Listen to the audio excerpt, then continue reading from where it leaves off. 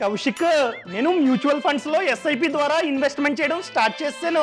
నెలకి 5,000 ఈ విధంగా 20 ఇయర్స్ పాటు పెట్టుబడి పెడతా. సో రిటర్న్ ఒక 12% జనరేట్ అయినా కూడా నా చేతికి 20 ఇయర్స్ తర్వాత 50 lakhs వస్తాయి. చూడహే, వెరీ గుడ్. నీకు ఒక చిన్న ట్రిక్ చెప్తా. ఈ ట్రిక్ వల్ల ఇదే 20 ఇయర్స్ లో నీ చేతికి 50 lakhs కాదు, ₹1,00,00,000 వస్తాయి. ₹1,00,00,000 ఎలా? సింపుల్ అబ్బా. ఎవ్రీ ఇయర్ నీ జీతం పెరుగుతూ ఉంటుంది కదా. సో నీ జీతం పెరుగుతుంది కనుక నీ యొక్క ఇన్వెస్ట్మెంట్ ని కూడా పెంచాలి. ఎంత?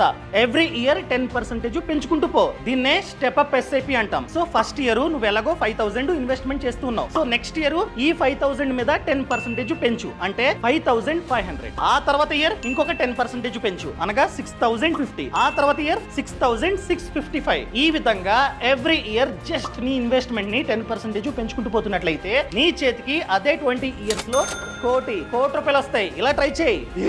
Thank you.